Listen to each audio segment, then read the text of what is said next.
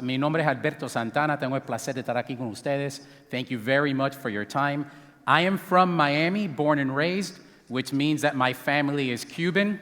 Y yo no hablo bien ni el español ni el inglés, but I do speak both of them together at the same time. We coined, at the end of the day, Spanglish. I want to thank, quiero darle muchas gracias a SAHIC por estar aquí. Quiero darle gracias a la familia Byrne. Me pareció increíble estar en la casa de ellos ayer, una de sus casas, diríamos. También quiero darle gracias a todos ustedes, que tenemos muchos compañeros y muchos clientes acá con nosotros. Y por fin al personal, el personal del hotel. De verdad que aquí en Western Playa Bonita se han tratado muy bien y ha sido increíble. It's been a wonderful stay so far. Amadeus is a travel technology company, and we had some time to interview some of our hotel partners last year, el año pasado. Y en esa encuesta, más que el 53% de estos hoteleros, for these hoteliers, told us that they expected business to improve in 2022, and we're seeing it. You've seen a lot of data, muchos números de cómo está mejorando las cosas, diríamos. Tengo el placer de ser de la Florida también, y la Florida lleva mucho tiempo abierto. Yo sé que tengo compañeros y colegas de otras partes de los Estados Unidos, and other parts of the world. Thank you, Ron DeSantis. Florida being open is very important to travel because it's our industry, es nuestra industria. Y estamos viendo los números aquí en Latinoamérica subiendo también, y lo estamos viendo mucho. Y estamos viendo buenas noticias. Pero lo que quiero hablar con ustedes hoy no es tanto de esto, de los promedios, de qué estamos viendo, de qué estamos viendo como promedios, ni quiero hablar con ustedes tanto de las tarifas. Quiero hablar con ustedes, if you're ready for the return to travel, from the most basic perspective, which is how do we service our guest? So as an organization, Amadeus is there to help you with demand. I think a lot of you understand demand. But how do you service this demand? La semana pasada, or actually el mes pasado in February, this is a quote from Chip Rogers, who's the president and CEO of the American Hotel and Lodging Association, that if you ask any C-level hotel executive right now what their top 3 issues are, es mano de obra, y mano de obra. Y yo sé que en nuestros mercados tenemos un perspectiva un poco diferente, pero that perspective, I think that there's things that you can look at in the United States and what we've seen and the challenges that we're having, because we're seeing some of the same challenges across the world. My colleagues in the Netherlands, my colleagues in Spain, my colleagues in Colombia are all telling me the same thing. I'm having trouble attracting and retaining talent. I'll continue here, sorry. These are a few quotes. Estas son unas citas de los expertos en nuestra industria, de líderes en la industria. Y el primero es David Kong. Me gusta David Kong. He's retired, no, from Best Western, but an interesting person. He started as a busboy. Y esto es un cuento que tenemos en nuestra industria, que hay muchas personas that have started their career at a very low level, if you would, as a housekeeper, as what have you, and they've grown in the ranks, and it's something really nice. And it should help us attract people. You would imagine that we get more and more people to come from that. You have Keith Barr here from IHG, which I think is important as well, another good partner, saying we're seeing our customer satisfaction scores in the industry across the board go down. So there's pent-up demand, but when we're getting to the hotel, we're running into some challenges. No? And retention is key. So I'm going to cover labor expenses alone for a minute here, again, from an American lens, but I want you to understand what we're dealing with. In 2019, the per available room was $97.80. In other words, labor expense was $97.80 per available room in 2019. That dropped to $46.25, or half of that, because we got rid of a lot of services during 2020. No, I mean, we got rid of breakfast services, we got rid of restaurant services. We had to do what we had to do in our industry, which is a tough time, and we all dealt with it. But managing that rising cost is going to be the challenge moving forward, and bringing in staff to help with us is going to be the challenge as well. Because from 46 to 27 to 97.80, the 2019 level, the challenge is que ya 2019 levels don't exist. The cost has gone up. And we're seeing the cost continually going up. And if we look at our partners, we have some partners at Hotel Effectiveness. They work with companies across the U.S. de todos diferentes tamaños y de diferentes marcas. Y mira los costos como han subido dependiendo en el personal. Todos los costos han subido. En sí han subido más que 13%. Y mira las amas de llaves solamente son las camareras. how it's gone up. Okay, we started at $12.97, we're up to $13.99. Now, we heard news, estamos viendo la noticia, excellent ADR, excellent RevPAR, and this is great. But there's another factor we have to consider, which is our GOPAR. And GOPAR is directly related to our costs. And labor ends up being a large cost, but an essential cost because, again, labor precedes capital. And it's very important to have good labor in place and focus on the right things. One of the things that we saw in the industry as well, and this graph kind of depicts it, but I'll explain it to you, que mientras que la ocupancia sube, estamos demorándonos más en dar servicio.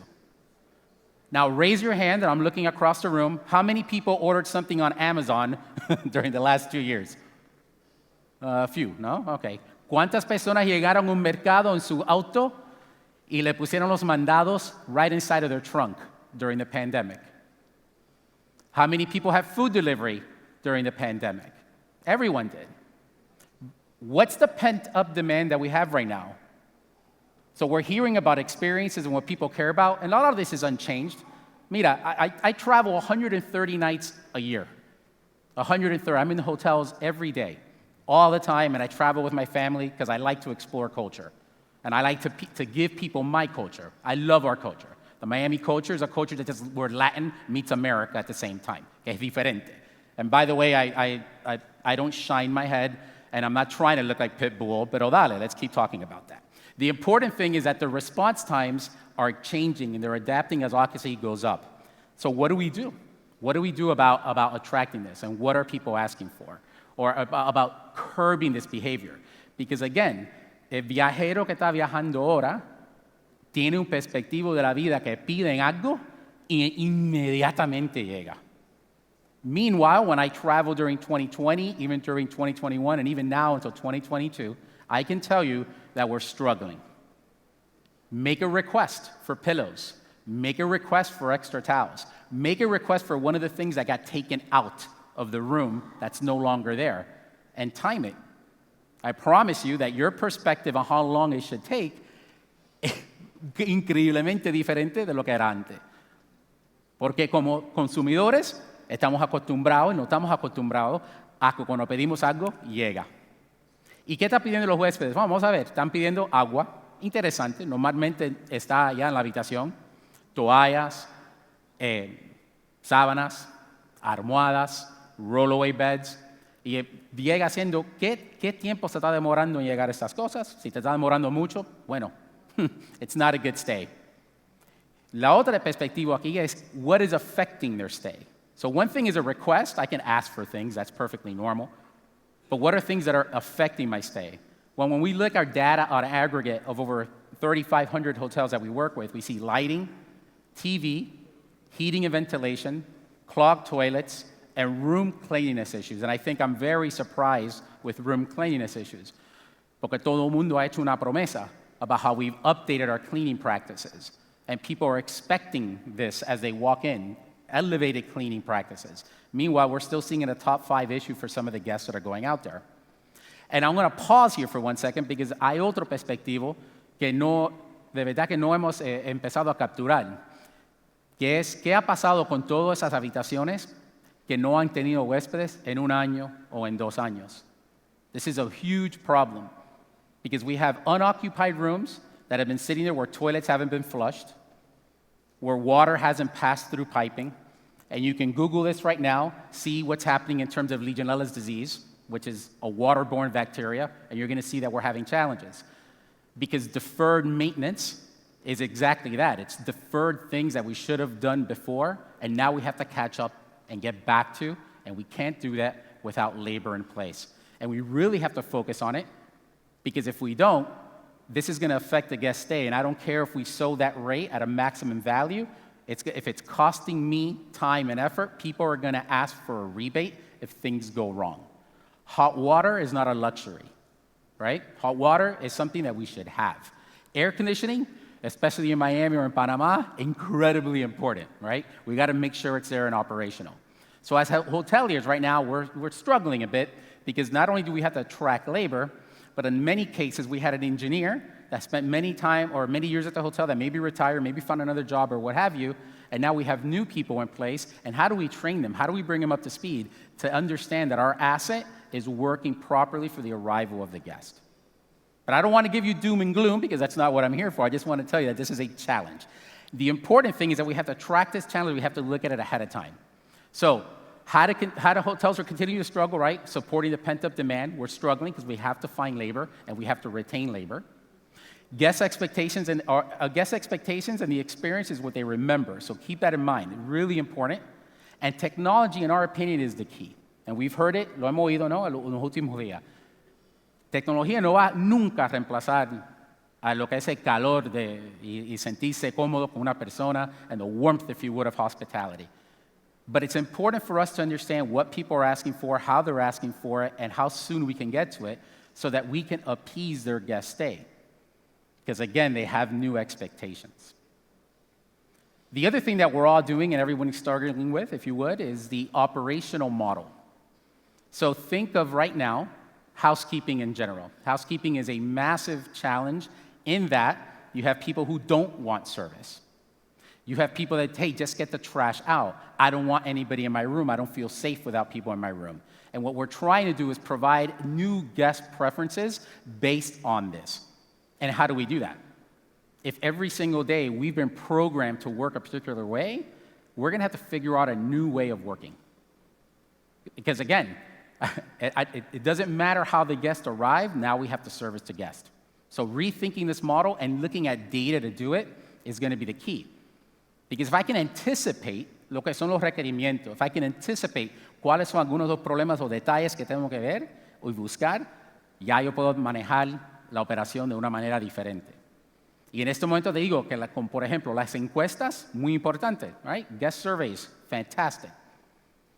How many of you fill out every guest survey that comes to your email box when you come home from a trip? Think about it. We have 10% take rate in terms of, and industry-wide, in terms of guest surveys. What about the other 90% of our customers? What are they experiencing? So unless we're using technology to help bridge that gap, it's really hard to us to focus on where our labor should be. So in terms of strategies, I recommend, and this is something that I just think is out there, you'd have to think about how you're going to rethink operation, how you're going to optimize it, right? How are you going to normalize and integrate safety guidance for guests to meet the guest experience? This is the key as well. Very difficult, but definitely something that you need to work with, right? And integrated technology. There's a lot of technology in the world right now. There's a ton. Everything from physical occupancy so that we know somebody's in the room. I know what time somebody wanted service. I send them a text of what they wanted, and they sent me a text back. Great, but we still need somebody to deliver that. So to provide a true personalized service, we need to understand what the guests are asking for. We need to understand what the expectations are, and we need to be able to react to them. And more importantly, in my humble opinion, is that it's carrot and stick a lot of times in the world, and I think that it's time to focus on that carrot. Because one of the major parts of retention is to make the employees feel satisfied, to make them feel empowered, to make them understand how important they are in this process of acquiring guests. And the more we understand that, and the more we can pinpoint our best performers, we can protect ourselves. Are we paying them the right amount of money? Are we making it easy for them to receive tips? Are we making it easy for them to understand the value that they are driving for us? And with that said, I'm going to give you a minute back to SAHIC. Thank you very much for your time, y muchas gracias.